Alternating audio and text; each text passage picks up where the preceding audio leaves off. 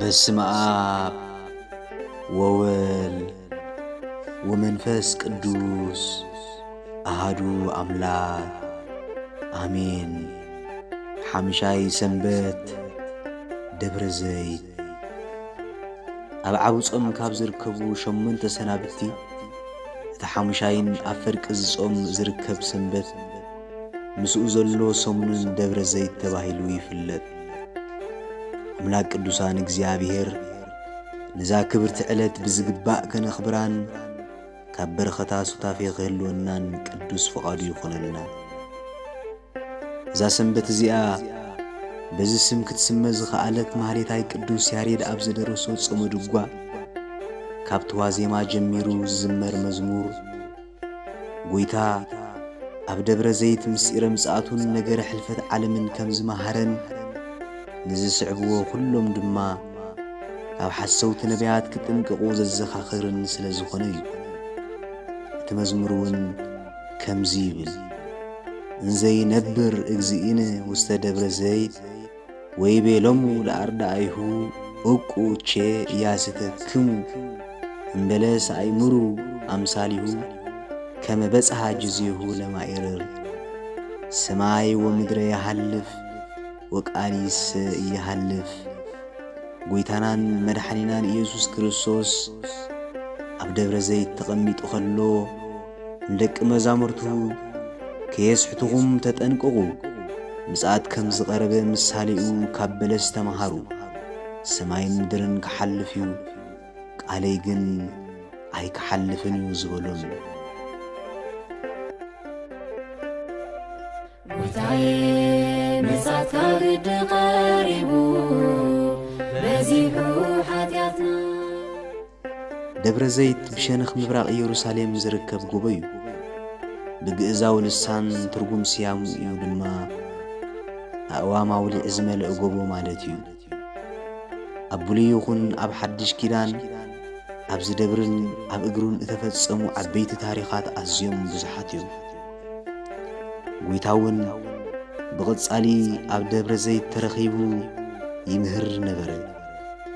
መዓልቲ መዓልቲ ኣብ ቤት መቕደስ ይምህር፣ ለይቲ ለይቲ ኸዓ ኣብ ደብረ ዘይት ዝበሃል ከረንደ ይቡ ይሓድር ነበረ። ከምኡውን ነገረ ምጽኣቱ ዝመሃረሉን ክዓርግ ከለውን ዕርገቱ ዝፈጸመሉን ቦታ ምዃኑ ይፍለጥ። ጎይታ ዳግማይ ክመጽእ ከለውን ኣብኡ ምዃኑ ሊቃውንቲ ቤተ ክርስቲያን ይምስክሩ እዮም። ጎይታ ክመጽእ ከሎ ከምቲ ቀዳማይ ምጽኣቱ ብትሕትና ኣብ ምብልዕ ማል ከም ዝተረኽበሉ ኩነት ዘይኮነስ ብኽብሪ ብእልፊ ኣእላፍ ቅዱሳን መላእኽቱ ተዓጂቡ ብክበበ ትስብኢት ብግርማ መለኮት ብምስጋና እዩ ዝመጽእ። ጎይታ ንዝጽበይዎ ኩሎም ዓስቦም ክህብ፣ ንዘይተቐበልዎ ብቓሉ ንዘይጸንዑን ድማ ፍድኦም ክቕበሉ፣ ምድራዊ ስርዓት ክስዕር፣ ምድርን ሰማይን እውን ከም ብራና ጠቕሊሉ ክሕልፎም፣ ንፈተውቱ መንግሥቱ ኸውርስ፣ ንሓጣን ህሩ እምኔ ኢሉ ክወቅስ፣ ንጻድቃን ድማ ንኡ ብሩካነ አቡየ ኢሉ ክውድስ፣ ብሕቡእን ብጋህደን ዝተገብረ ኩሉ ግብሪ ሰብ ከቃልዕ እዩ። ስርናይ ካብ ክርዳድ ዝፈልየሉ ዓውዱ ዘጽርየሉ እዋን እዩ። ነዛ ናይ መወዳእታን መፈጸምታን መዓልቲ ብዓበናይ ንስሓ ተዳሊኹም ክትጸንሑ መልእኽቲ ቤተ ክርስቲያን ብኣንክሮ ትነግር። ኣብዚ ዕለት እውን ብሰፊሑ ብዛዕባ ንስሓ ይስብኽ። ሎሚ ተርፋሎ እምበር ምእመናን ኣብዛ ዕለት ብፍላይ ናብ ቤት መምህረ ንስሆኦም ብምብጻሕ ከከም ዓቕሞም ምህያባት ዝውፊሉን ዝሕግዙሉን ነይሩ። ኣብዚ ዕለት ንዝንበብ ወንጀል ርግኢልና ብምስትውዓልን ብምስትንታንን እንተደኣ አንቢብናዮ ብፍላይ ምዝ ዘለናዮ ዘመንን ኩነታት ዓለምን ኣዛሚድና እግዚአብሔር ብጉህዶ ይዛረብ ከም ዘሎ ብዘይ መስካሪ ክንርእዮን ሓቅነቱ ክንረጋግጽን ንኽእል ኢና። ንኹሉ ዘርዚርና ክንገልጾ ኣብዚ ዝኳዓል እኳ እንተዘይኮነ ነፍሲ ወከፍ ቃልን እናቱ ዓሚቕ ምስጢርን መልእኽትን ዘለዎ እዩ። ገለ ብልፍኑ ንምግላጽ ግን ነዘን ዝስዕባ መጠንቅቕታ ነስተውዕለን። ሓደ እኳ ከይስሕተኩም ተጠንቀቁ ኣነ ክርስቶስ እየ እናበሉ ብዙሓት ብስመይ ክመጽኦም እሞ ንብዙሓት እውን ከስሑት እዮም። ውግእን ወረ ውግእን ክትሰምዑ ኢኹም ረኣዩ ኣይትሰንብዱ። እዚ ኩሉ ክኸውን ብግዲ እዩ፣ ግናኸ መወዳእታ ገና እዩ። ህዝቢ ናብ ህዝቢ መንግስቲ እውን ናብ መንግስቲ ክለዓል እዩ። ኣብ በቦትኡ ድማ ጥሜትን ፌራን ምንቅጥቃጥ ምድርን ክኸውን እዩ።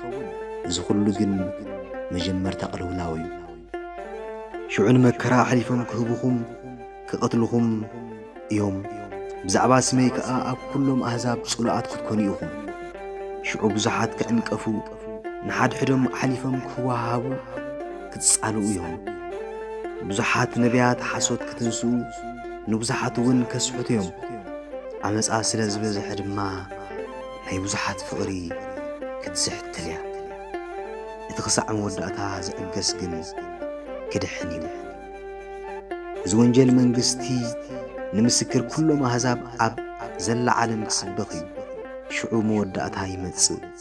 ድሕሪ ምባሉ እቲ ብነቢይ ዳንኤል እተባህለ ናይ ጥፍኣት ርኽሰት ኣብታ ቅድስ ስፍራ ቆይሙ እንተሪኢኹም እቲ ዘንብብ የስተውዕል። ሽዑ ኣብ ይሁዳ ዘሎ እውን ኣብ ኣኽራን ይህደሙ። ኣብ ዝባን ናሕሲ ዘሎ ኸዓ ካብ ቤቱ ገለ ክማላእ ኣይውረድ። ኣብ ወፍሪ ዘሎ ድማ ክዳኑ ክወስድ ንድሕሪት ኣይመለስ። በታ ቀንእቲኣ ግን ንጥኑሳትን ንዘጥዋን ወይለን። ሽዑ መከራ ክኸውን ከምኡ ዝበለ ካብ መጀመርታ ዓለም ክሳዕ ሎሚ ዘይኮነ ከቶ ድማ ዘይክኸውን እዩ እሞ እቲ ምህዳምኩም ብኽረምቲ ወይ ብሰንበት ከይክኸውን ለምኑ። እተን መዓልታት እቲአን እንተዘይሓፅራስ ስጋ ዝለበሰ ኩሉ ኣይምድሓነን። ምእንትቶም ሕርያት ግን እተን መዓልታት እቲአን ክሓፅራ እየን። ሽዑ ገለ እንሆ ክርስቶስ ኣብዚ ወይ ኣብቲ እንተበልኹም ኣይትእመንዎም። ምኽንያቱ ናይ ሓሶት መሲሓት ናይ ሓሶት ነቢያት ክመጽኦም እንተተኻእሎምሲ ነቶም ሕርያት እኳ ክስሕቱ ዓበይቲ ትእምርትን ተኣምራትን ክገብሩ እዮም። እንሆ ኣቐዲመ ነገርኩኹም። ኣብ በረኻ ኣሎ እንተበልኹም ኣይትምጽኡ። እንሆ ኣብ ቤት ኣሎ እንተበልኹም እውን ኣይትእመኑ። ስለዚ ብሓፈሻ ኣብ ናይ መወዳእታ ዘመን ካብ ዝለዓሉ ሓሳውያን መምሃራን ትምህርቶምን ክንዕቀብ ኣብ ጥንታዊትን ሓንሳብ ንቅዱሳን ብዝተዋህበት ሃይማኖት ጸኒዕናን ብሰናይ ግብሪ ኣጊጽናን ተዳሊና ክንጸንሕ ብኹሉ ዝመጽእ መከራን ፈተናን ክሳዕ መወዳእታ ክንዕገስ ኣብ እምባ መጸጊዕትና ዝኾነት ኣማናዊት ሃመር ቅድስ ቤተ ክርስቲያን ነብስና ኸነማዕቁብ ብጸሎት ድማ ተጊህናን ንቕሕናን ወትሩ ክንጽበዮ ከም ዘለና እዩ ዘጠንቅቐና ዘሎ። ጐይታ ክልተ ጊዜ ደጊሙ ዘጠንቅቐና ነገራት ደጊምና ጽንዕ። ንሱ ድማ እንተተኻእሎምሲ ነቶም ሕርያት እኳ ኸስሕቱ ናይ ሓሶት መምሃራን ኣብዚ ዘመን ከም ቃንጥሻ በዚሖም ከም ሮማዲ ኣስፋሕፊሖም ከም ዝርከቡ ዝኾነ ዓበይቲ ነገራት እኳ እንተገበሩ ክንስዕቦምን ክንኣምኖምን ፈጺምና ከም ዘይግባአና እዩ። መድኃኒ ዓለም ክርስቶስ ባዕሉ ብዘይሕሶ ቃሉ እንሆ ኣቐዲመ ነገርኩኹም ይብለና ኣሎ እሞ ተጠንቂቕና ንንበር። ናብራና ናብራ ብርሃናውያን ቅዱሳን ክኸውን ኣሰሮም ንጽዓ ከም ግብርና ዘይኮነስ ከም ምሕረቱ ድልዋትን ንቑሓትን ይግበረና። ወስብሃት ለእግዚአብሔር ልዑል ወለወላዲቱ ድንግል ወለመስቀሉ ክቡር ወሃያል አሜን።